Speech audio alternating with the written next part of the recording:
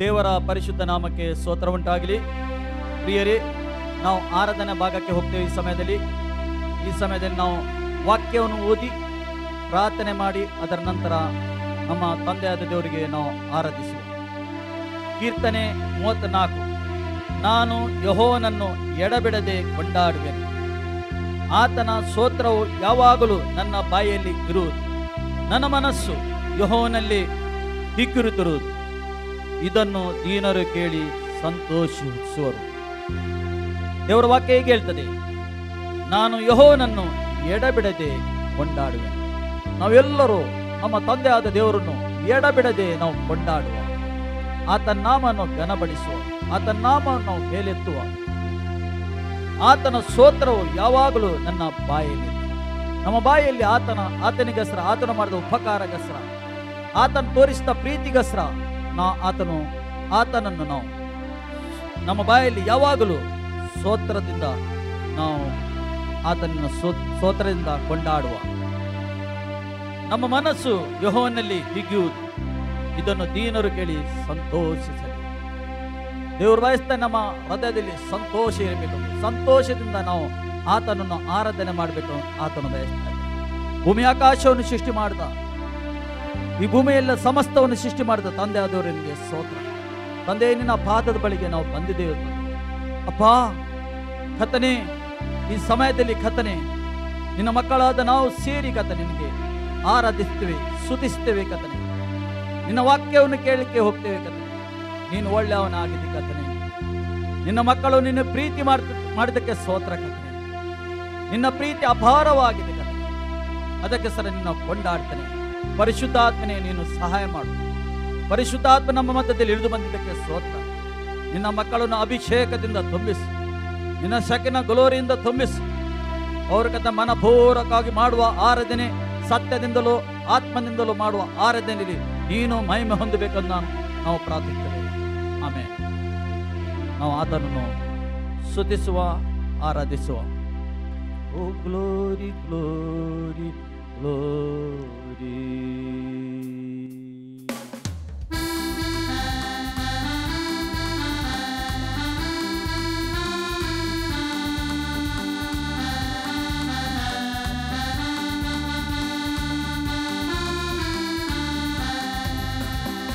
ಕರ್ತನೇ, ದೇವರಲ್ಲಿ ನಿನಗೆ ಸಮನ ಯಾರು? ಆಕಾಶದಲ್ಲೂ ಭೂಮಿಯಲ್ಲೂ ನಿನಗೆ ಸಮನ ಯಾರು?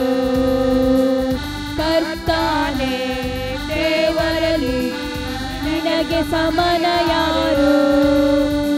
ಆಕಾಶದಲ್ಲೂ ಭೂಮಿಯಲ್ಲೂ ನಿನಗೆ ಸಮನ ಯಾರು? ನಿನಗೆ ಸಮನ ಯಾರು? ನಿನಗೆ ಸಮನ ಯಾರು? ನಿನಗೆ ಸಮನ ಯಾರು? ನಿನಗೆ ಸಮನ ಯಾರು? ಆಕಾಶದಲ್ಲೂ ಭೂಮಿಯಲ್ಲೂ ನಿನಗೆ ಸಮನ ಯಾರು? ಆಕಾಶದಲ್ಲೂ ಭೂಮಿಯಲ್ಲೂ ನಿನಗೆ ಸಮನ ಯಾರು? ಕರ್ತನೇ, ದೇವರಲ್ಲಿ ನಿನಗೆ ಸಮನ ಯಾರು? ಆಕಾಶದಲ್ಲೂ ಭೂಮಿಯಲ್ಲೂ ನಿನಗೆ ಸಮನ ಯಾರು? ಕರ್ತನೇ, ದೇವರಲ್ಲಿ ನಿನಗೆ ಸಮನ ಯಾರು? ಆಕಾಶದಲ್ಲೂ ಭೂಮಿಯಲ್ಲೂ ನಿನಗೆ ಸಮನ ಯಾರು? ಸಮುದ್ರವ ಹೊಡೆದು ನಿನ್ನ ಜನರನ್ನು ನಡೆಸಿದೆನಿ. ಕೆಂಪು ಸಮುದ್ರವ ಹೊಡೆದು ನಿನ್ನ ಜನರನ್ನು ನಡೆಸಿದೆನಿ. ನೀನೆ ಶಾಂತನು, ಸರ್ವಶಕ್ತನು, ನಿನ್ನ ವಾಕ್ಯವು ಬದಲಾಗದು. ನೀನೆ ಶಾಂತನು, ಸರ್ವಶಕ್ತನು, ನಿನ್ನ ವಾಕ್ಯವು ಬದಲಾಗದು. ನಿನಗೆ ಸಮನ ಯಾರು? ನಿನಗೆ ಸಮನ ಯಾರು? ನಿನಗೆ ಸಮನ ಯಾರು? ನಿನಗೆ ಸಮನ ಯಾರು?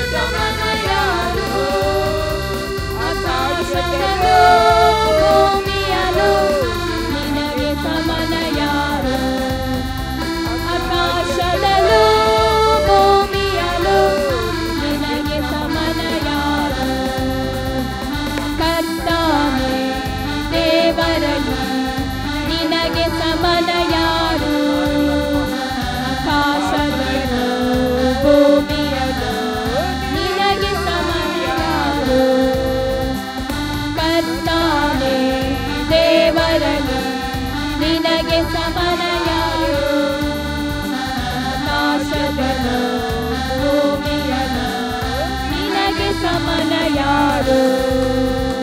ಆಕಾಶದಲ್ಲೂ ಭೂಮಿಯಲ್ಲೂ ನಿನಗೆ ಸಮನ ಯಾರು? ಆಕಾಶದಲ್ಲೂ ಭೂಮಿಯಲ್ಲೂ ನಿನಗೆ ಸಮನ ಯಾರು? ನಿನಗೆ ಸಮಾನ ದೇವರು ಯಾರಿಲ್ಲ ಸ್ವಾಮಿ. ಆಕಾಶದಲ್ಲಿ ಆಗಲಿ ಭೂಮಿಯಾಗಲಿ ಆಗಲಿ ನಿನ್ನಂತ ದೇವರು ಯಾರಿಲ್ಲ. ಏಕೆಂದರೆ ನೀನು ನಮ್ಮನ್ನು ಪ್ರೀತಿ ಮಾಡ್ತಾ ಇದ್ದೀವಿ ಸ್ವಾಮಿ. ಅದಕ್ಕೆ ಸಹ ನಿನ್ನನ್ನು ಕೊಂಡಾಡ್ತೇವೆ ಕರ್ತನೇ. ನಿನ್ನ ನಾಮವನ್ನು ಮೇಲೆ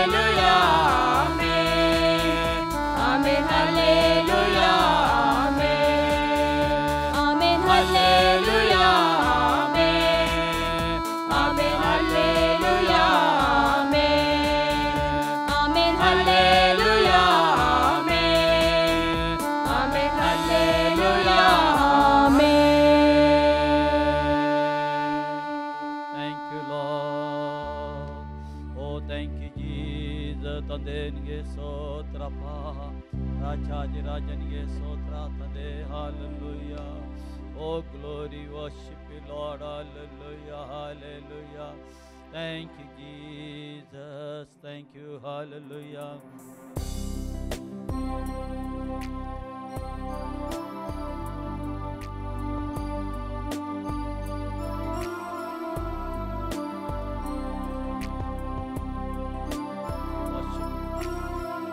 ನಾವೆಲ್ಲರೂ ಸೇರಿ ಆರಾಧಿಸುವ, ಮನಪೂರ್ವಕವಾಗಿ ಆರಾಧಿಸುವ, ಆತನು ಹೃದಯಪೂರ್ವಕವಾಗಿ ಅದನ್ನು ಆರಾಧಿಸುವ.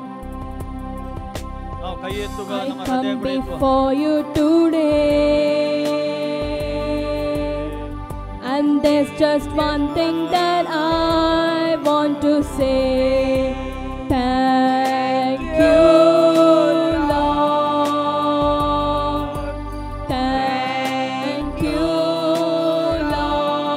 Lord, for all you have given to me, for all the blessings that I cannot see.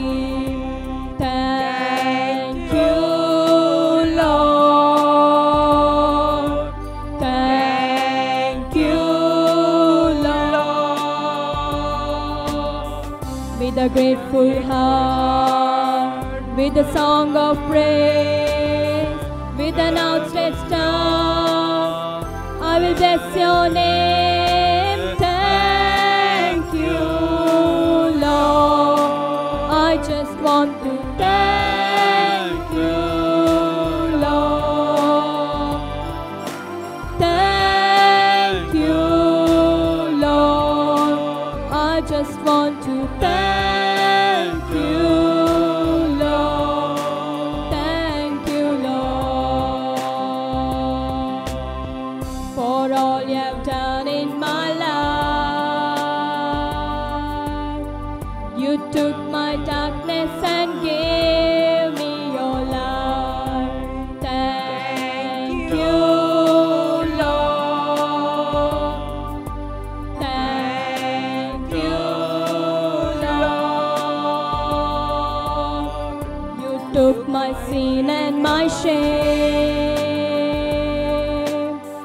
You healed my darkness and healed all my pain.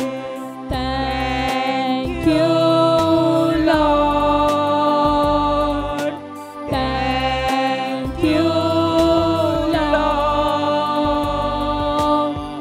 With a grateful heart, with a song of praise, with an outstretched arm, I will bless your name. Thank you, Lord. I just want to thank you, Lord. Thank you, Lord.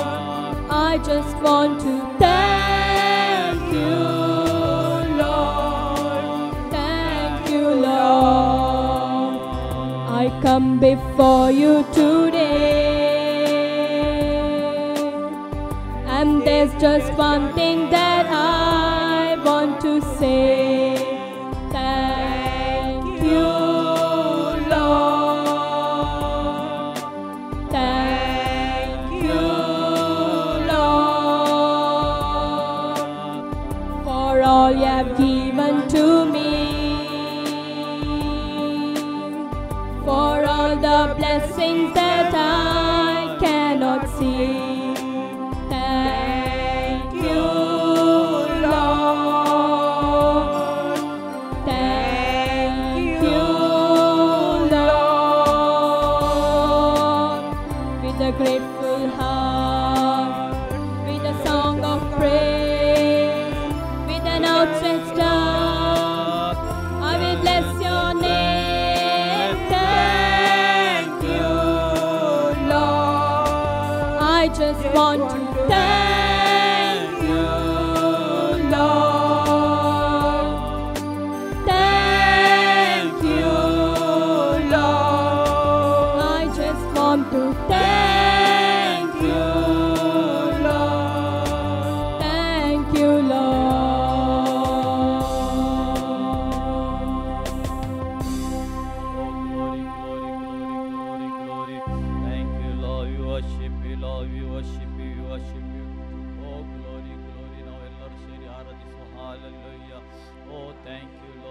ರಾಜಾದಿರಾಜನಿಗೆ ಸ್ತೋತ್ರ, ಕರ್ತನೇ ಕರ್ತಾಧಿಕರ್ತನಿಗೆ ಸ್ತೋತ್ರ. Hallelujah. Oh thank you.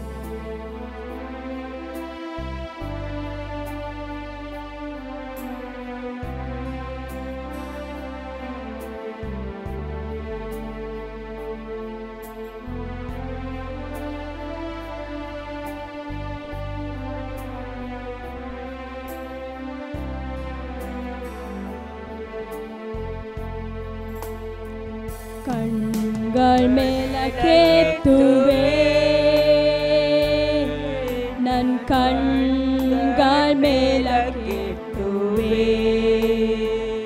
ಆಕಾಶ ಭೂಮಿಯನ್ನು ನಿರ್ಮಿಸಿದ ದೇವರಿಗೆ. ಕಣ್ಗಳ್ ಮೇಲಕ್ಕೆತ್ತುವೆ,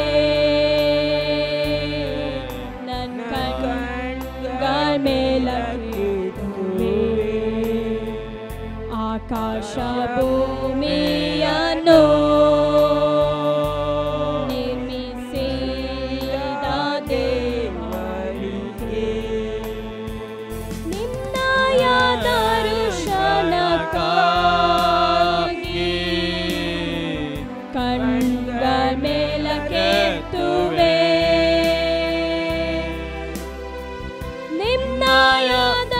ದರ್ಶನಕ್ಕಾಗಿ ಕಣ್ಗಳ ಮೇಲಕ್ಕೆತ್ತುವೆ, ನನ್ ಪಾದಗಳನ್ನು ಕಲ್ಲಿಗೆ ತಗಲದಂತೆ ಕರದಲ್ಲಿ ಎತ್ತಿ ಹಿಡಿವನು. ನನ್ ಪಾದಗಳನ್ನು ಕಲ್ಲಿಗೆ ತಗಲದಂತೆ ಕರದಲ್ಲಿ ಎತ್ತಿ ಹಿಡಿವನು. ಯೆಹೋವನು ಸರ್ವದ ನನ್ನ ಕಾಯುವನು, ಭಯವಿಲ್ಲ ನನಗೆಂದಿಗೂ. ಯೆಹೋವನು ಸರ್ವದ ನನ್ನ ಕಾಯುವನು, ಭಯವಿಲ್ಲ ನನಗೆಂದಿಗೂ. ಕಣ್ಗಳ ಮೇಲಕ್ಕೆತ್ತುವೆ, ನನ್ ಕಣ್ಗಳ ಮೇಲಕ್ಕೆತ್ತುವೆ, ಆಕಾಶ ಭೂಮಿಯನ್ನು ನಿರ್ಮಿಸಿದ ದೇವರಿಗೆ. ಕಣ್ಗಳ ಮೇಲಕ್ಕೆತ್ತುವೆ, ನನ್ ಕಣ್ಗಳ ಮೇಲಕ್ಕೆತ್ತುವೆ, ಆಕಾಶ ಭೂಮಿಯನ್ನು ನಿರ್ಮಿಸಿದ ದೇವರಿಗೆ. ನಿನ್ನಯ ದರ್ಶನಕ್ಕಾಗಿ ಕಣ್ಗಳ ಮೇಲಕ್ಕೆತ್ತುವೆ, ನಿನ್ನಯ ದರ್ಶನಕ್ಕಾಗಿ ಕಣ್ಗಳ ಮೇಲಕ್ಕೆತ್ತುವೆ. ಹಗಲಲ್ಲಿ ಸೂರ್ಯನು, ഇരുಳಲ್ಲಿ ಚಂದ್ರನು ನನ್ನನ್ನು ಬಾಧಿಸವು. ಹಗಲಲ್ಲಿ ಸೂರ್ಯನು, ഇരുಳಲ್ಲಿ ಚಂದ್ರನು ನನ್ನನ್ನು ಬಾಧಿಸವು. ಸರ್ವಶಕ್ತನಾದ ದೇವರು ನನಗಿರುವನು, ಯಾವ ಕೀಡು ಸಂಭವಿಸದು. ಸರ್ವಶಕ್ತನಾದ ದೇವರು ನನಗಿರುವಾಗ ಯಾವ ಕೀಡು ಸಂಭವಿಸದು. ಕಣ್ಗಳ ಮೇಲಕ್ಕೆತ್ತುವೆ, ನನ್ ಕಣ್ಗಳ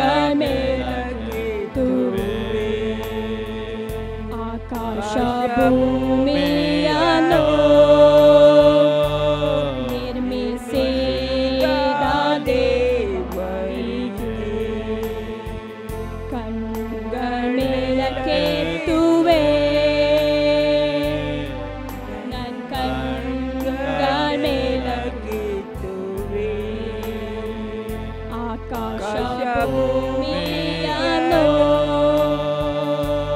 ನಿರ್ಮಿಸಿದ ದೇವರಿಗೆ ಕಣ್ಗಳ ಮೇಲಕ್ಕೆತ್ತುವೆ ನನ್ನ ಕಣ್ಗಳ ಮೇಲಕ್ಕೆತ್ತುವೆ ಆಕಾಶ ಭೂಮಿಯನ್ನು ನಿರ್ಮಿಸಿದ ದೇವರಿಗೆ. Thank you, Lord.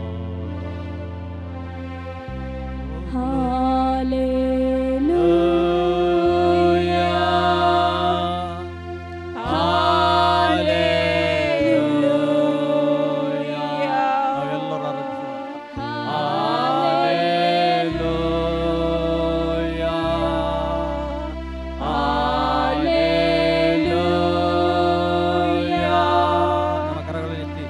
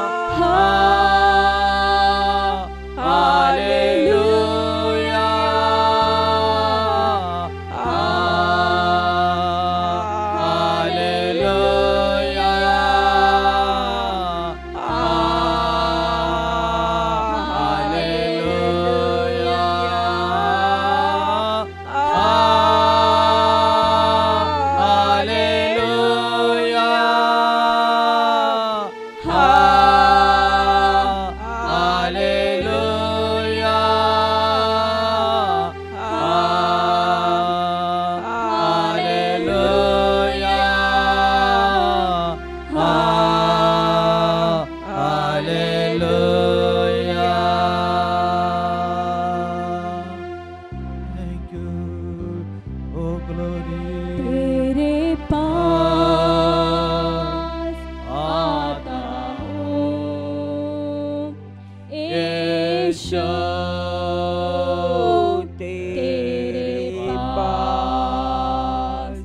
तेरे पास आता हूँ यीशु तेरे पास हर पल मेरी सांस तेरी स्तुति करते रहे हर दिन मेरी हर बात तेरी महिमा गाते रहे यीशुआ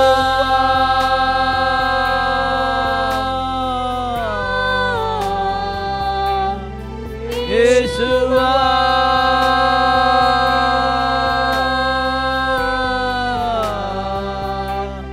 यीशुआ यीशुआ यीशुआ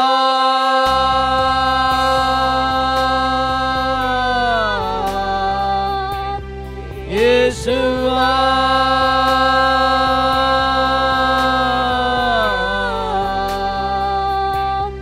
यीशुआ यीशुआ तेरे पास आता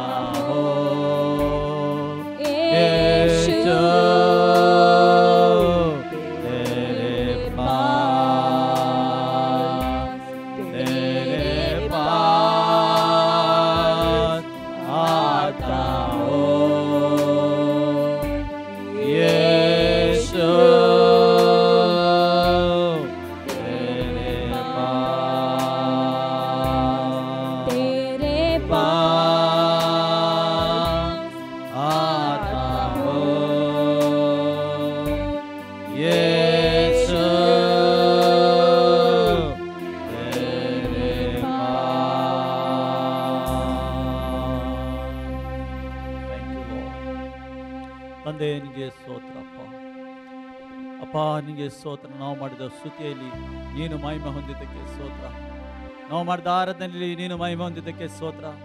ಏಕೆಂದರೆ ಮಹಿಮೆಗೆ ನೀನು ಒಬ್ಬನು ಯೋಗ್ಯನಾಗಿದ್ದಿ, ಸ್ತುತಿಗೆ ಯೋಗ್ಯನಾಗಿದ್ದಿ, ಆರಾಧನೆಗೆ ನೀನು ಒಬ್ಬನ ಯೋಗ್ಯನಾಗಿದ್ದಿ ಕರ್ತನೇ.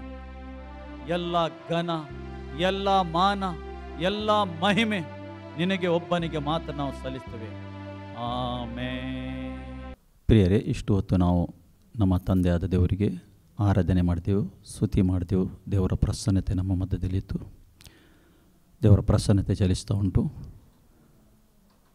ನೀವು ಮತ್ತು ನಾವು ಮಾಡಿದ ಯಜ್ಞವು ನಮ್ಮ ತಂದೆಯಾದ ದೇವರು ಸ್ವೀಕಾರ ಮಾಡಿದ್ದಾನೆ. ಪ್ರಿಯರೇ, ಈ ಸಮಯದಲ್ಲಿ ನಾವು ದೇವರ ವಾಕ್ಯವನ್ನು ಕೇಳಲಿಕ್ಕೆ ಹೋಗ್ತೇವೆ. ಏಕೆಂದರೆ ದೇವರ ವಾಕ್ಯದಲ್ಲಿ ಜೀವ ಉಂಟು. ದೇವರ ವಾಕ್ಯ ಹೇಳ್ತದೆ, ದೇವರ ವಾಕ್ಯ ಇಬ್ಬೈ ಕತ್ತಿಯ ಹಾಗೆ ನಮ್ಮ ಜೀವಿತ, ನಿಮ್ಮ ಜೀವಿತ ಬದಲು ಮಾಡ್ತಾನೆ. ಏಕೆಂದರೆ ಅದರಲ್ಲಿ ಜೀವ ಉಂಟು, ಆ ವಾಕ್ಯದಲ್ಲಿ. ಅದೇ ನಮಗೆ ಸ್ತೋತ್ರವಾಗಲಿ. ಅದಕ್ಕೋಸ್ಕರ ನಾವು ನೇರವಾಗಿ ವಾಕ್ಯಕ್ಕೆ ಹೋಗ್ತೇವೆ. ಯೋಹಾನ ಸುವಾರ್ತೆ 6:27 ಈ ರೀತಿ ವಾಕ್ಯ ಹೇಳ್ತದೆ, ದುಡಿಯಿರಿ, ಕೆಟ್ಟು ಹೋಗುವ ಆಹಾರಕ್ಕಾಗಿ ದುಡಿಯಬೇಡಿರಿ ಹೇಳ್ತಾನೆ. ಕೆಟ್ಟು ಹೋಗುವ ಆಹಾರಕ್ಕಾಗಿ ನೀವು ದುಡಿಯಬೇಡಿರಿ. ಏಕೆ ಹೇಳ್ತಾನೆ ಯೇಸು? ಏಕೆಂದರೆ ಯೇಸು ಕ್ರಿಸ್ತನು ಬೋಧನೆ ಮಾಡುವಾಗ ಎಲ್ಲ ಜನರು ಗುಂಪು ಗುಂಪಾಗಿ ಆತನ ಹಿಂದೆ 3 ದಿವಸದಿಂದ ಆತನ ಹಿಂದೆ ಬಂದಿದ್ದರು. ಯೇಸು ಅವರಿಗೆ ಊಟ ಕೊಟ್ಟ. 5 ರೊಟ್ಟಿ 2 ಮೀನನ್ನು ತೆಗೆದು ದೇವರಿಗೆ ಸ್ತೋತ್ರ ಮಾಡಿ ಅವರಿಗೆ ಅದ್ಭುತ ರೀತಿಯಲ್ಲಿ ಅವರಿಗೆ ಊಟ ಕೊಟ್ಟ. ಆ ಊಟವನ್ನು ಹೊಟ್ಟೆ ತುಂಬ ತಿಂದರು ಅವರು. ಆ ಊಟ ಕೊಟ್ಟ ನಂತರ ಯೇಸು ಎಲ್ಲಿ ಹೋದರೂ ಯೇಸುನ ಹಿಂದೆ ಹೋಗಲಿಕ್ಕೆ ಇವರು ಪ್ರಯತ್ನ ಮಾಡ್ತಾರೆ. ಹುಡುಕಿಕೊಂಡು ಪ್ರಯತ್ನ ಮಾಡ್ತಾ ಇದ್ದಾರೆ.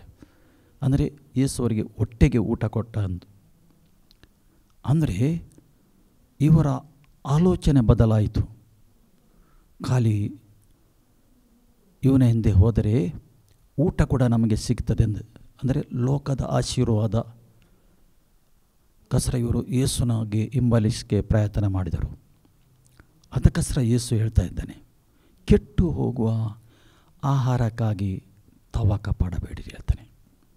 ಇದು ಕೆಟ್ಟು ಹೋಗ್ತದೆ ಅಂದರೆ ಈ ಲೋಕದ ಸಂಗತಿ, ಕೆಟ್ಟು ಹೋಗುವ ಸಂಗತಿ. ಮನುಷ್ಯನು ಹೇಗೆ ಬದುಕುವುದು? ದೇವರ ವಾಕ್ಯ ಏನು ಹೇಳ್ತದೆ? ಮನುಷ್ಯನು ಬದುಕುವುದು ರೊಟ್ಟಿಯಿಂದ ಅಲ್ಲ, ಆಹಾರದಿಂದ ಅಲ್ಲ, ದೇವರಿಂದ ಬಂದ ವಾಕ್ಯದಿಂದ ಜೀವಿಸ್ತಾ ಇದ್ದಾನೆ. ಎಲ್ಲಿ ಬೇಕು ವಾಕ್ಯ ಪ್ರಿಯರೇ? ನಿಮ್ಮ ಆತ್ಮಕ್ಕೆ ವಾಕ್ಯ ಬೇಕು. ಆ ವಾಕ್ಯ ವೆರಿ ವೆರಿ ಇಂಪಾರ್ಟೆಂಟ್. ವಾಕ್ಯ ಯಾರು ಆಗಿದ್ದಾನೆ ಪ್ರಿಯರೇ? ವಾಕ್ಯ ಸ್ವತಃ ಯೇಸು ಆಗಿದ್ದಾನೆ. ಆದಿಯಲ್ಲಿ ವಾಕ್ಯ ಇತ್ತು, ವಾಕ್ಯ ದೇವರ ಬಳಿಯಲ್ಲಿತ್ತು, ವಾಕ್ಯ ದೇವರಾಗಿದ್ದನು. ಆತನು ಮನುಷ್ಯ ಕುಮಾರನಾಗಿ ಬಂದ, ಆತನಲ್ಲಿ ಜೀವ ಇತ್ತು, ಅದೇ ಯೇಸು ಕ್ರಿಸ್ತನಾಗಿದ್ದಾನೆ. ಇವತ್ತು ಯೇಸು ಬೇಕು. ಜೀವ ಕೊಡುವ ರೊಟ್ಟಿ ಆತನು. ಆತನು ತಿಂದವರು ಎಂದಿಗೂ ಹಸಿವೆ ಆಗುವುದಿಲ್ಲ. ನೋಡಿ, ಇಲ್ಲಿ ದೇವರ ವಾಕ್ಯ ಹೇಳ್ತದೆ, ದುಡಿಯಿರಿ, ಕೆಟ್ಟು ಹೋಗುವ ಆಹಾರಕ್ಕಾಗಿ ದುಡಿಯಬೇಡಿರಿ, ನಿತ್ಯ ಜೀವಕ್ಕೆ ಉಳಿಸುವ ಆಹಾರಕ್ಕಾಗಿ ದುಡಿಯಿರಿ. ನಿತ್ಯ ಜೀವಕ್ಕೆ ಉಳಿಸುವ ಆಹಾರಕ್ಕಾಗ ಅದಕ್ಕೋಸ್ಕರ ನೀವು ದುಡಿಯಿರಿ ಹೇಳ್ತಾನೆ, ತವಕ ಪಡಿರಿ ಹೇಳ್ತಾನೆ. ಇನ್ನೂ ಹುಡುಕಿರಿ ಇದರಲ್ಲಿ, ಸತ್ಯವೇದಲ್ಲಿ. ಹೇಗೆ ಯೇಸುನ ಹಿಂದೆ ಹೋಗುವುದು, ಹೇಗೆ ನಾವು ವಾಕ್ಯದಲ್ಲಿ ಬೆಳೆಯುವುದು, ಹೇಗೆ ಆತ್ಮದಲ್ಲಿ ನಾವು ಬೆಳೆಯುವುದು. ದುಡಿಯಿರಿ, ಅದಕ್ಕೋಸ್ಕರ ದುಡಿಯಿರಿ ಹೇಳ್ತಾರೆ.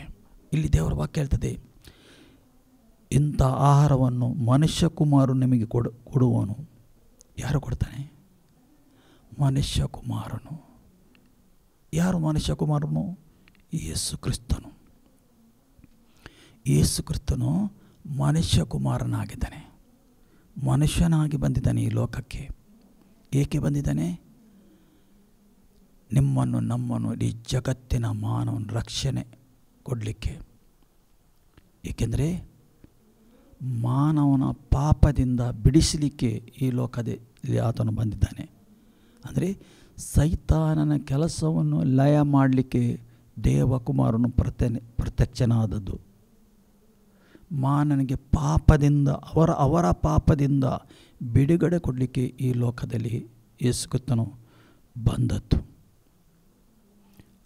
ಆತನಿಗೆ ಕೊಟ್ಟ ಕೆಲಸ ಆತನು ಶಿಲುಬೆಯಲ್ಲಿ ಮುಗಿಸಿ 3ನೇ ದಿವಸ ಜೀವಂತ ಎದ್ದಿದ್ದಾನೆ. ಆತನು ಇದ್ದವನು ಇದ್ದಾನೆ, ನಿತ್ಯ ನಿತ್ಯ ಇರುವಾತನಾಗಿದ್ದಾನೆ. ಆತನು ಸತ್ಯವೇದ ಹೇಳ್ತದೆ. ಆತನು ಬದಲಾಗಲಿಲ್ಲ. ಆತನು ಬದಲಾಗದ ದೇವರು. ಆತನು ನಿತ್ಯ ನಿತ್ಯ ಜೀವಿಸುವ ದೇವರಾಗಿದ್ದಾನೆ.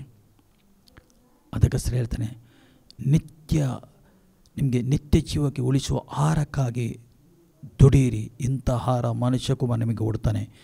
ಇದಕ್ಕಾಗಿ ತಂದೆಯಾದ ದೇವರು ಆತನು ನೇಮಿಸಿ ಮುದ್ರೆ ಹಾಕಿದ್ದಾನೆ. ತಂದೆಯಾದ ದೇವರು ಏನು ಮಾಡ್ತಾನೆ? ಇದಕ್ಕೋಸ್ಕರ ನೇಮಿಸ್ತಾನೆ. ಇದಕ್ಕೋಸ್ಕರ ಆತನಿಗೆ ಮುದ್ರೆ ಹಾಕಿದ್ದಾನೆ. ಏಕೆ? ನೀನು ಜೀವಿಸಬೇಕೆಂದು, ನಾನು ಜೀವಿಸಬೇಕೆಂದು ಆತನು ಬಯಸ್ತಾನೆ. ಇಲ್ಲಿ ಇನ್ನೊಂದು ವಾಕ್ಯ ಈ ರೀತಿ ಹೇಳ್ತದೆ. ಯೋಹಾನ ಸುವಾರ್ತೆಯಲ್ಲಿ 8:31 ಈ ರೀತಿ ಹೇಳ್ತದೆ,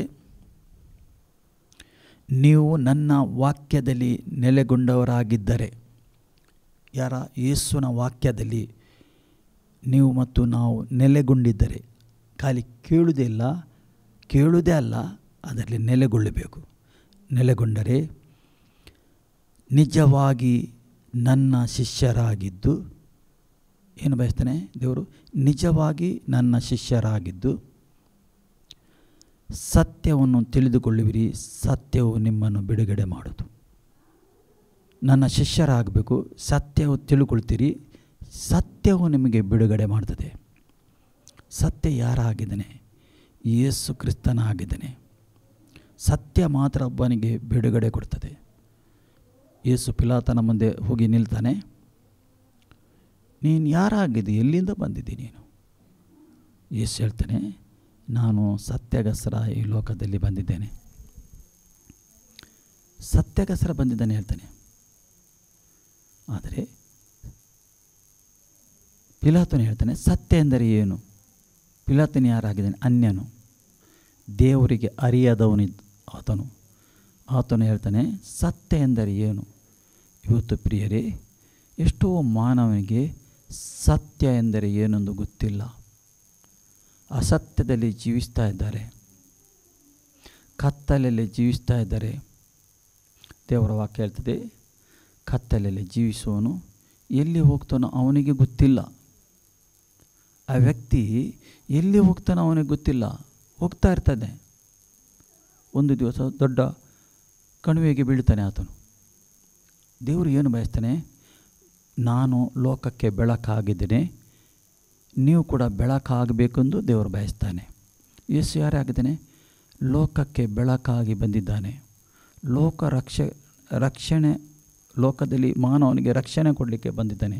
ಲೋಕ ರಕ್ಷಕನು ಯೇಸು ಕ್ರಿಸ್ತನು. ಸಮರ್ಟನ್ ಸ್ತ್ರೀಗೆ ಹೇಳ್ತಾನೆ, ನಾನು ಲೋಕ ರಕ್ಷಕನು ಎಂದು ಹೇಳ್ತಾನೆ. ಲೋಕಕ್ಕೆ ರಕ್ಷಣೆ ಕೊಡಲಿಕ್ಕೆ ಯೇಸು ಕ್ರಿಸ್ತನು ಬಂದದ್ದು. ಪ್ರಿಯರೇ, ಯೇಸು ನಿಮ್ಮನ್ನು ಪ್ರೀತಿ ಮಾಡ್ತಾ ಇದ್ದಾನೆ. ನೋಡಿ, ಎಷ್ಟೆಲ್ಲ ಯೇಸು ಹೇಳಿದರೂ ಅವರು ನಂಬುವುದಿಲ್ಲ. ನಾವು ಅಬ್ರಾಹ್ಮನ ಸಂತತಿ ಹೇಳ್ತಾರೆ ಅವರು. ನಾವು ಒಪ್ಪುವುದಿಲ್ಲ. ಅವರು ಒಪ್ಪಲಿಕ್ಕೆ ಅವರು ನಂಬಿದ ಧರ್ಮ ಬಿಡುವುದಿಲ್ಲ ಅವರಿಗೆ. ಅಲ್ಲಿ ಹೇಳ್ತದೆ, ನಾವು ಅಬ್ರಾಹ್ಮನ ಸಂತತಿಯವರು, ನಾವು ಯಾರಿಗೂ ಎಂದಿಗೂ ದಾಸರಾಗಲಿಲ್ಲ ಹೇಳ್ತಾರೆ. ನಿಮಗೆ ಬಿಡುಗಡೆ ಆಗುವುದೆಂದು ನೀನು ಹೇಳುವುದು ಹೇಗೆ ಎಂದು ಯೇಸುಗೆ ಪ್ರಶ್ನೆ ಮಾಡ್ತಾ ಇದ್ದಾರೆ. ಪ್ರಶ್ನೆಯಿಂದ ಪ್ರಶ್ನೆ ಮಾಡ್ತಾ ಇದ್ದಾರೆ ಅವರು. ಅಂದರೆ ಲೋಕದ ಜ್ಞಾನದವರು ನಿಮಗೆ ಸಿಕ್ಕಿದರೆ ಅವರು ಪ್ರಶ್ನೆಯಿಂದ ಪ್ರಶ್ನೆ ಮಾಡ್ತಾ ಇದ್ದಾರೆ. ಏಕೆಂದರೆ ಸತ್ಯ ಎಂದು ಏನೆಂದು ಅವರಿಗೆ ಗೊತ್ತಿಲ್ಲದ ಕಾರಣ ಪ್ರಶ್ನೆಯಿಂದ ಪ್ರಶ್ನೆ ಮಾಡ್ತಾ ಇದ್ದಾರೆ. ನೀನು ಒಂದು ವೇಳೆ ಶಿಲುಬೆ ವಿಷಯದಲ್ಲಿ ಅವರಿಗೆ ಹೇಳಿದರೆ ಅದು ಅರ್ಥ ಆಗುವುದಿಲ್ಲ. ಏಕೆಂದರೆ ಜ್ಞಾನದಿಂದ ತಿಳ್ಕೊಳ್ಳಿಕ್ಕೆ ಪ್ರಯತ್ನ ಮಾಡ್ತಾರೆ. ಜ್ಞಾನದಿಂದ ಈ ಸತ್ಯವೇದ ಆಗಲಿ, ಯೇಸು ಕ್ರಿಸ್ತನನ್ನು ಆಗಲಿ ತಿಳ್ಕೊಳ್ಳಿಕ್ಕೆ ಆಗೋದಿಲ್ಲ ಪ್ರಿಯರೇ. ಆತ್ಮದಿಂದ ಮಾತ್ರ ತಿಳ್ಕೊಳ್ಳಿಕ್ಕೆ ಆಗ್ತದೆ, ಜ್ಞಾನದಿಂದ ಆಗೋದಿಲ್ಲ. ಈ ಪಂಚಾಂತರಿಂದ ಆಗೋದಿಲ್ಲ, ತಿಳ್ಕೊಳ್ಳಿಕ್ಕೆ ಆಗೋದಿಲ್ಲ. ದೇವರ ಆತ್ಮ ಬೇಕು. ದೇವರ ಆತ್ಮನಿಂದ ಮಾತ್ರ ತಿಳ್ಕೊಳ್ಳಿಕ್ಕೆ ಪ್ರಿಯರೇ ಆಗ್ತದೆ. ಇಲ್ಲಿ ದೇವರ ವಾಕ್ಯ ಹೇಳ್ತದೆ, ಅದಕ್ಕೆ ಯೇಸು ನಿಮಗೆ ನಿಜ ನಿಜವಾಗಿ ಹೇಳುತ್ತೇನೆ, ಪಾಪ ಮಾಡುವವರು ಎಲ್ಲರೂ ಪಾಪಕ್ಕೆ ದಾಸರಾಗಿದ್ದಾರೆ. ಏನು ಹೇಳ್ತಾನೆ? ಪಾಪ ಮಾಡುವವರು ಪಾಪಕ್ಕೆ ದಾಸರಾಗಿದ್ದಾರೆ. ಅಂದರೆ ಪಾಪವು ಅವರನ್ನು ಆಳುತ್ತದೆ, ಮನುಷ್ಯನನ್ನು ಆಳುತ್ತದೆ. ದೇವರು ಏನು ಬಯಸ್ತಾನೆ? ಮನುಷ್ಯನು ಪಾಪವನ್ನು ಆಳಬೇಕು. ಪಾಪ ಮನುಷ್ಯನನ್ನು ಆಳುವುದಲ್ಲ, ಅಂದರೆ ಡೊಮಿನಿಯನ್ ಮಾಡೋದು ಮನುಷ್ಯನಿಗೆ. ಮನುಷ್ಯನು ಏನು ಮಾಡಬೇಕು? ಆತ್ಮದಿಂದ ತುಂಬಿ ಪಾಪದ ಮೇಲೆ ಅಧಿಕಾರ ನಡೆಸಬೇಕು. ಅಧಿಕಾರ ನಡೆಸಬೇಕಾದ್ರೆ ಅವರಿಗೆ ಗೊತ್ತಿರಬೇಕು, ನನಗೆ ಪಾಪದಿಂದ ಬಿಡುಗಡೆ ಆಗಿದೆ ಎಂದು. ಒಬ್ಬ ವ್ಯಕ್ತಿಗೆ ಬಿಡುಗಡೆ ಆಗಬೇಕಾದ್ರೆ ಯೇಸು ಕ್ರಿಸ್ತನ ಬೇಕು. ಅಲ್ಲಿ ದೇವರ ವಾಕ್ಯ ಹೇಳ್ತಾರೆ ನೋಡಿ, ದಾಸನು ಮನೆಯಲ್ಲಿ ಶಾಶ್ವತವಾಗಿ ಇರುವುದಿಲ್ಲ, ಮಗನು ಶಾಶ್ವತವಾಗಿ ಇರುವವನು. ದಾಸನು ಮನೆಯಲ್ಲಿ ಶಾಶ್ವತವಾಗಿ ಇರುವುದಿಲ್ಲ. ನೋಡಿ, ದಾಸನೆಂದರೆ ಒಬ್ಬ ಕೆಲಸಕ್ಕೆ ನೀವು ಹಿಡಿತೀರಿ ಮನೆಯಲ್ಲಿ, ಆತನಿಗೆ ಪಾಲು ಸಿಗ್ತದ? ಆತನು ಪರ್ಮನೆಂಟ್ ಇರ್ತಾನ? ಸ್ವಲ್ಪ ಸಮಯ ಕೆಲಸ ಮಾಡ್ತಾನೆ, ಕೆಲವು ವರ್ಷ ಕೆಲಸ ಮಾಡ್ತಾನೆ, ಮತ್ತು ನೀವು ಕಳಿಸಿಬಿಡ್ತೀರಿ ಅವರ ಮನೆಗೆ. ಅವನು ದಾಸನು. ಮಗನಿಗೆ ಹಕ್ಕುಂಟು ಮನೆಯಲ್ಲಿ, ಅವನು ಶಾಶ್ವತ ಮನೆಯಲ್ಲಿ ಇರ್ತಾನೆ. ಅದೇ ಹೇಳ್ತಾನೆ ಯೇಸು. ಇದು ಪರಲೋಕದ ವಿಷಯದಲ್ಲಿ ಮಾತಾಡ್ತಾನೆ. ಆತನು ಮಗನಾಗಿದ್ದಾನೆ, ಶಾಶ್ವತ ಇರುವವನಾಗಿದ್ದಾನೆ. ದಾಸನು ಶಾಶ್ವತ ಇರುವುದಿಲ್ಲ ಪ್ರಿಯರಿ. ಅದಕ್ಕೆ ಸರಿ ಹೇಳ್ತಾ ಇದ್ದೇನೆ ನಾನು. ಮಗನು ಅಲ್ತಾನೆ ಶಾಶ್ವತ. ಆದುದರಿಂದ ಮಗನು ನಿಮ್ಮನ್ನು ಬಿಡುಗಡೆ ಮಾಡಿದರೆ ನಿಜವಾಗಿ ನಿಮಗೆ ಬಿಡುಗಡೆ ಆಯಿತು. ಮಗನು ಬಿಡುಗಡೆ ಮಾಡಬೇಕು. ಯಾರು? ಯೇಸು ಕ್ರಿಸ್ತನು ಒಬ್ಬ ವ್ಯಕ್ತಿಗೆ ಬಿಡುಗಡೆ ಮಾಡಬೇಕು. ಯೇಸು ಕ್ರಿಸ್ತನ ಬಿಡುಗಡೆ ಮಾಡಿದರೆ ಅದು ಕಂಪ್ಲೀಟ್ ಬಿಡುಗಡೆ, ಟೋಟಲಿ ಬಿಡುಗಡೆ.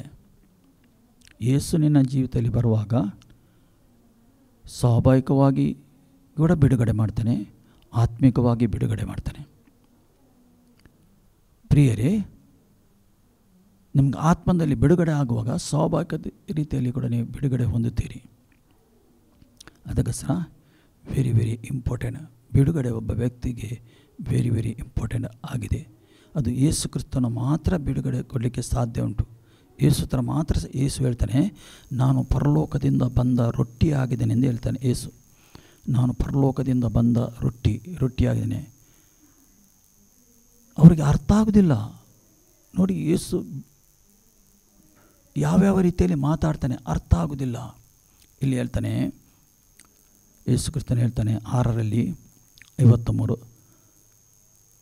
ನಿಮಗೆ ನಿಜ ನಿಜವಾಗಿ ಹೇಳ್ತೇನೆ, ನೀವು ಮನುಷ್ಯಕುಮಾರನ ಮಾಂಸವನ್ನು ತಿನ್ನದೆ ಆತನ ರಕ್ತವನ್ನು ಕುಡಿಯದೆ ಹೋದರೆ ನಿಮ್ಮೊಳಗೆ ಜೀವ ಇಲ್ಲ ಎಂದು ಹೇಳ್ತಾನೆ ಯೇಸು ಹೇಳ್ತಾನೆ. ಅದಕ್ಕೆ ನನ್ನ ಮಾಂಸವು ತಿಂದು ನನ್ನ ರಕ್ತವನ್ನು ಕುಡಿಯುವವನು ನಿತ್ಯ ಜೀವವನ್ನು ಹೊಂದಿದ್ದಾನೆ. ಹೊಂದುವನಲ್ಲ, ಹೊಂದಿದ್ದಾನೆ. ಮತ್ತು ನಾನು ಅವನನ್ನು ಕಡೇ ದಿವಸದಲ್ಲಿ ಎಬ್ಬಿಸುವೆನು. ಏನು ಹೇಳ್ತಾನೆ? ಅವನು ಕಡೇ ದಿವಸದಲ್ಲಿ ನಾನು ಎಬ್ಬಿಸ್ತೇನೆ, ಅವನಿಗೆ ಜೀವಂತ ಎಬ್ಬಿಸ್ತೇನೆ ಎಂದು ದೇವರ ವಾಕ್ಯ ಹೇಳ್ತದೆ.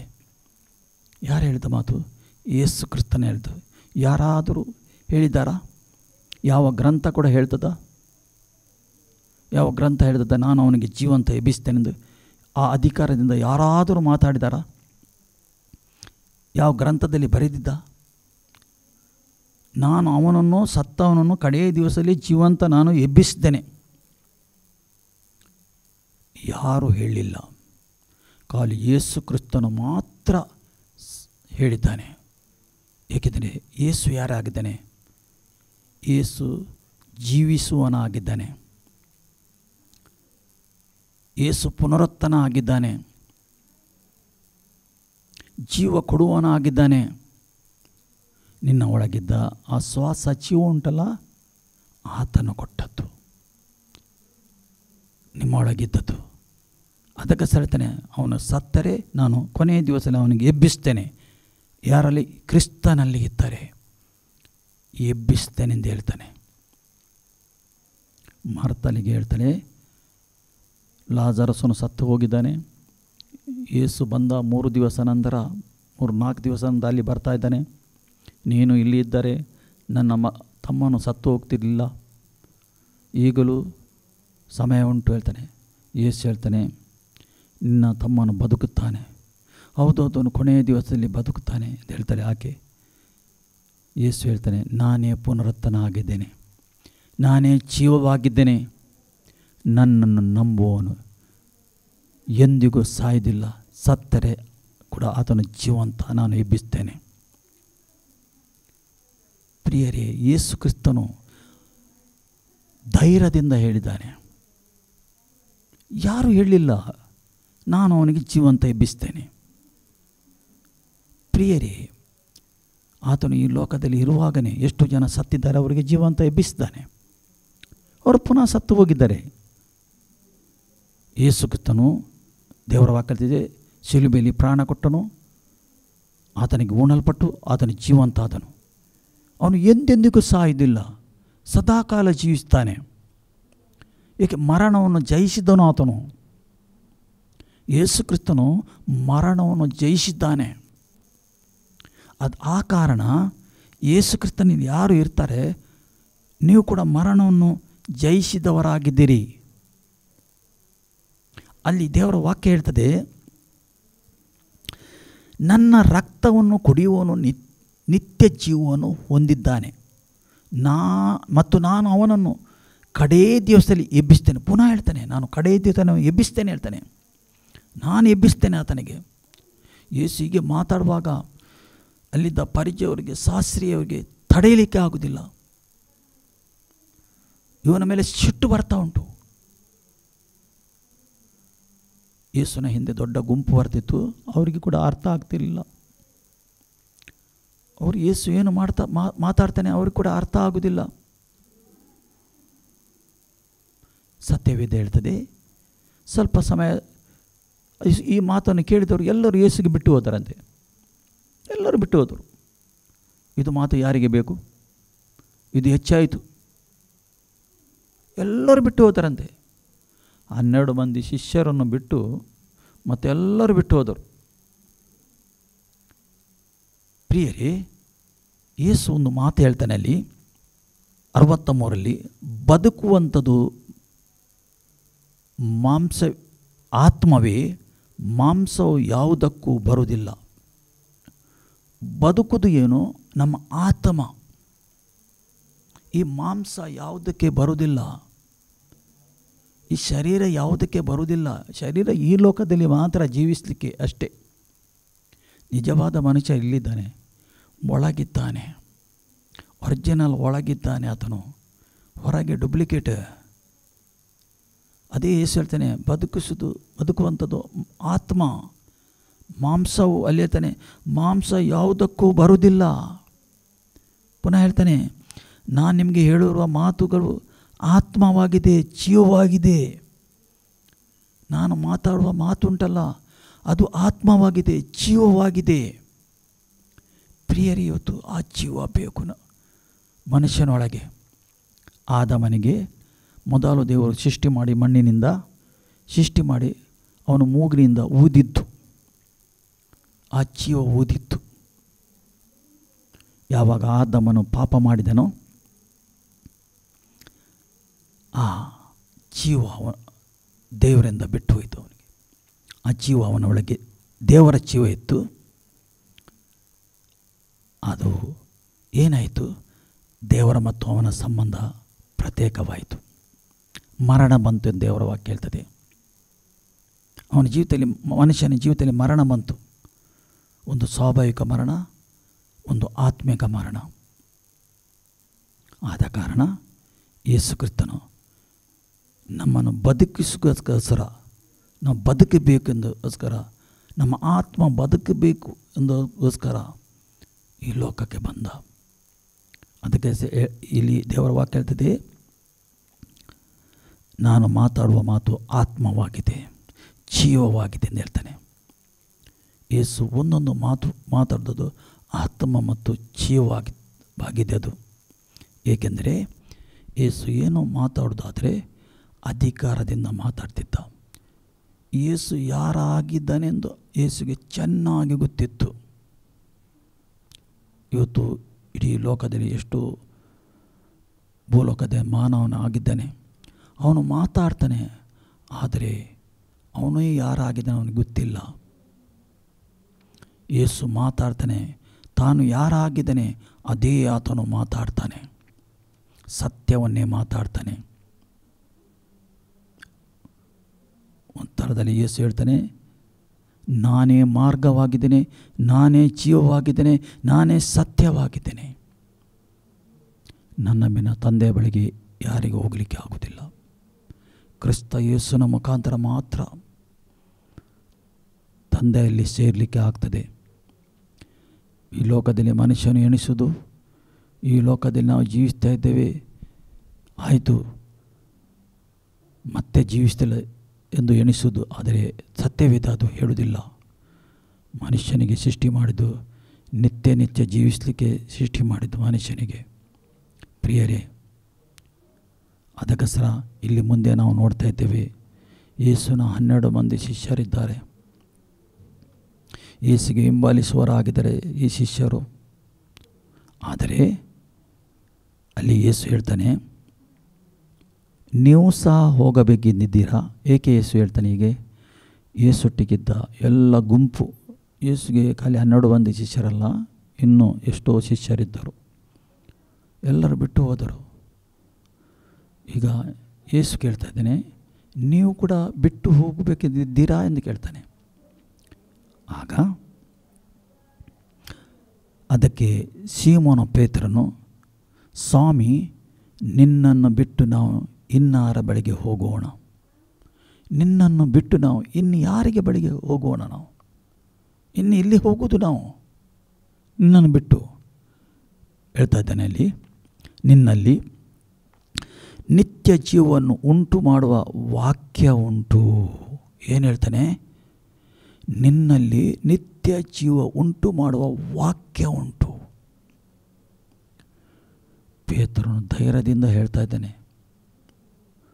ನಿನ್ನಲ್ಲಿ ನಿತ್ಯ ಜೀವ ಉಂಟು, ನಿತ್ಯ ಜೀವ ಉಂಟು ಮಾಡುವ ವಾಕ್ಯ ಉಂಟು. ಇಷ್ಟು ಧೈರ್ಯದಿಂದ ಹೇಳಿದ ವ್ಯಕ್ತಿ, ಪ್ರಿಯರೇ, ಯೇಸುವಿಗೆ ಶಿಲುಬೆಗೆ ಹಾಕುವಾಗ ಇವರೆಲ್ಲರೂ ಓಡಿ ಹೋಗಿದ್ದಾರೆ. ಎಲ್ಲರೂ ಅಲ್ಲಿಂದ ಓಡಿ ಹೋಗಿದ್ದಾರೆ, ಯಾರೂ ನಿಲ್ಲ. ಇವನು ಪೇತ್ರನು 3 ಸರಿ ಯೇಸುಗೆ ಹೇಳ್ದ, ಯಾರೆಂದು ನನಗೆ ಗೊತ್ತಿಲ್ಲ ಹೇಳಿದ. ಪ್ರಿಯರೇ, ಯಾಕೆ ಹೇಳಿದ ಪೇತ್ರನು? ಎಷ್ಟು ಧೈರ್ಯದಿಂದ ಮಾತಾಡ್ತಿದ್ದ, ಯೇಸುನೊಟ್ಟಿಗಿದ್ದ, ಎಲ್ಲ ವಿಷಯದಲ್ಲಿ ಮುಂದೆ ಬರ್ತಿದ್ದ, ಮಾತಾಡ್ತಿದ್ದ. ನಿನಗೋಸ್ಕರ ನಾನು ಜೀವ ಕೊಡಲಿಕ್ಕೆ ಕೂಡ ಸಿದ್ಧ ಇದ್ದೇನೆ ಎಂದು ಹೇಳಿದ ವ್ಯಕ್ತಿ ಯೇಸುಗೆ 3 ಸರಿ ಹೇಳ್ತಾನೆ, ನೀನು ಯಾರೆಂದು ನನಗೆ ಗೊತ್ತಿಲ್ಲ. ಅವರು ಕೇಳುವಾಗ ನನಗೆ ಗೊತ್ತಿಲ್ಲ ಯೇಸು ಯಾರೆಂದು. ಪ್ರಿಯರೇ, ಏಕೆ ಆ ರೀತಿ ಹೇಳಿದ? ಅದನ್ನು ಅವನ ಒಳಗೆ ಭಯ ಹೋಯಿತು, ಅವನಿಗೆ ಭಯ ಹಿಡಿಯಿತು. ಯೇಸುಗೆ ಅಲ್ಲಿ ಹೊಡೆಯುವಾಗ ಅವನು ನೋಡಿದ, ಕ್ರೂರ ರೀತಿಯಲ್ಲಿ ಹೊಡೆಯುತ್ತಿದ್ದರು. ಅವನು ಎಣಿಸಿದ, ನನಗೆ ಕೂಡ ಹೊಡೆಯಬಹುದು ಇದೇ ರೀತಿಯಲ್ಲಿಂದ. ಹೆದರಿಕೆ ಒಳಗೆ ಹೋಯಿತು. ಹೆದರಿಕೆಯು ಮನುಷ್ಯನಿಗೆ ದೇವರಿಂದ ದೂರ ಮಾಡುತ್ತದೆ. ಅವನೊಳಗೆ ಹೆದರಿಕೆ ಹೋಯಿತು. ಆದ ಕಾರಣ ಯೇಸು ಯಾರೆಂದು ಗೊತ್ತಿಲ್ಲ ಹೇಳಿದ. ಎಷ್ಟು ದೊಡ್ಡ ಪಾಪ ಮಾಡಿದ ಆತನು. ಯೇಸು ಏನು ಹೇಳ್ತಾನೆ? ನೀವು ಜನರ ಮುಂದೆ ಮನುಷ್ಯ ಕುಮಾರನನ್ನು ಒಪ್ಪಿಕೊಂಡರೆ ನಾನು ಕೂಡ ತಂದೆಯ ದೇವರ ಮುಂದೆ ನನ್ನವನೆಂದು ಒಪ್ಪಿಕೊಳ್ತೇನೆ. ಇವು ನನ್ನವನಾಗಿದ್ದಾನೆ. ಒಂದು ವೇಳೆ ಜನರ ಮುಂದೆ ನೀನು ನಾನು ಯೇಸುವನಲ್ಲ, ಯೇಸು ಯಾರೆಂದು ಗೊತ್ತಿಲ್ಲ ಎಂದು ಹೇಳಿದರೆ, ಒಂದು ದಿವಸ ತಂದೆಯ ಮುಂದೆ ನಾನು ಹೇಳ್ತೇನೆ, ಇವನು ಯಾರೆಂದು ನನಗೆ ಗೊತ್ತಿಲ್ಲ. ಪ್ರಿಯರೇ, ಅದೇ ಪಾಪ ಪೇತ್ರನು ಮಾಡಿತ್ತು, ದೊಡ್ಡ ಪಾಪ. ಅಲ್ಲಿ ಯೂದಾಸನು 30 ನಾಣ್ಯಕ್ಕೆ ಮಾರಿದ ಯೇಸುಗೆ. ಅದು ದೊಡ್ಡ ಪಾಪ. ಅದಕ್ಕಿಂತ ದೊಡ್ಡ ಪಾಪ ಇದು.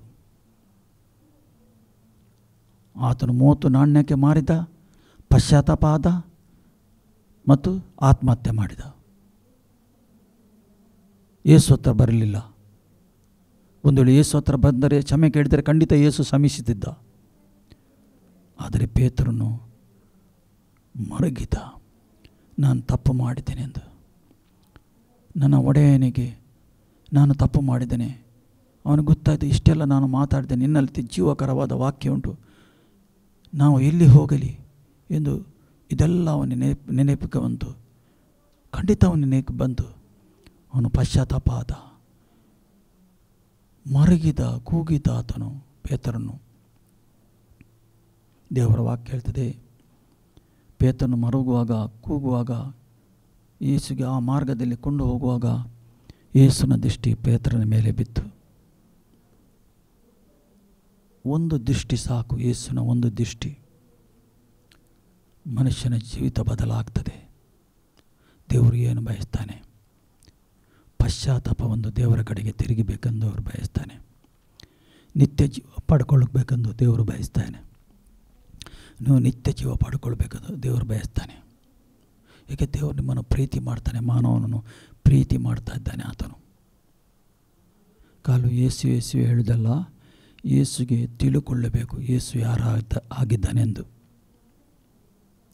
ಯೇಸು ಹೇಳ್ತಾನೆ 17ನೇ ಅಧ್ಯಾಯದಲ್ಲಿ 3, ಯೇಸು ಕ್ರಿಸ್ತ ಮನುಷ್ಯನಾಗಿ ಬಂದ ಯೇಸು ಕ್ರಿಸ್ತನ ತಿಳುಕೊಳ್ಳುವುದೇ ನಿತ್ಯ ಜೀವವಾಗಿದೆ.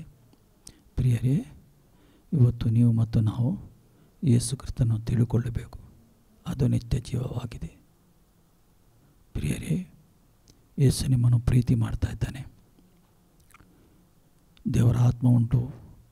ದೇವರ ಆತ್ಮ ನಿಮಗೆ ಸಹಾಯ ಮಾಡ್ತಾ ಇದ್ದಾನೆ, ಎಲ್ಲ ವಿಷಯದಲ್ಲಿ ಸಹಾಯ ಮಾಡ್ತಾನೆ.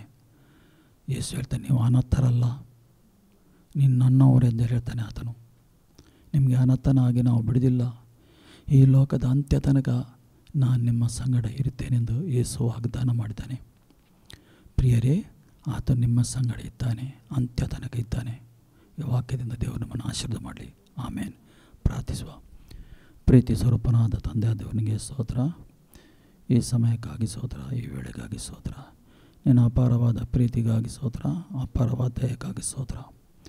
ನಿನ್ನ ಹಸ್ತ ಈ ಮಕ್ಕಳ ಮೇಲೆ ಹಿಡಿದು ಬರಬೇಕೆಂದು ನಾನು ಪ್ರಾರ್ಥನೆ ಮಾಡ್ತೇನೆ. ಈ ಸಮಯದಲ್ಲಿ ಕರ್ತನೇ, ಇವತ್ತಿನ ದಿವಸ ಬರಬೇಕಾದ ಸಕಲ ಪರಲೋಕದ ಆಶೀರ್ವಾದದಿಂದ ಇವರಿಗೆ ತುಂಬಿಸಬೇಕೆಂದು ನಾನು ಪ್ರಾರ್ಥನೆ ಮಾಡ್ತೇನೆ.